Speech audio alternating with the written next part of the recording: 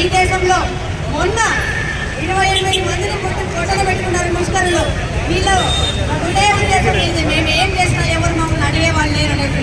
ఇంతమంది భారతీయులు ఉన్నాం, ఇంతమంది ఉన్నాం, మనకు రోషం లేదా? మనం భారతీయులం కాదా?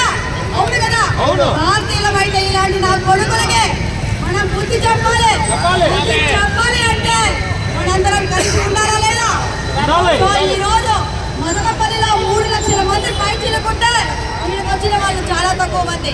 ఇప్పటికైనా కళ్ళు తెరవండి.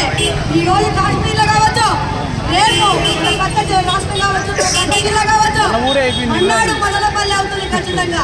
ఆ మదనపల్లి వరకు రాకూడదంటే ఈ రోజు నుండే మనము గడం పెట్టాలి, అందరం ఒకటవ్వాలి. అవునమ్మా వద్దా? భారత్ మాతాకి జై. మన భారత జాతిని, మన భారతదేశంలో ఉన్న ప్రతి ఒక్కరిని కాపాడాలంటే మనందరం ఏకమవుతాం. ముష్కరుడు అంటు పెడదాం. ఎక్కడున్నా కూడా ఇన్ఫర్మేషన్ కనుక్కోండి, మన వాళ్ళకి సమాచారం ఇవ్వండి. మూకుమ్మడిగా వెళ్దాం. హిందువుల ఐక్యత, హిందువుల ఐక్యత. వాళ్ళని అంతం చేస్తాం.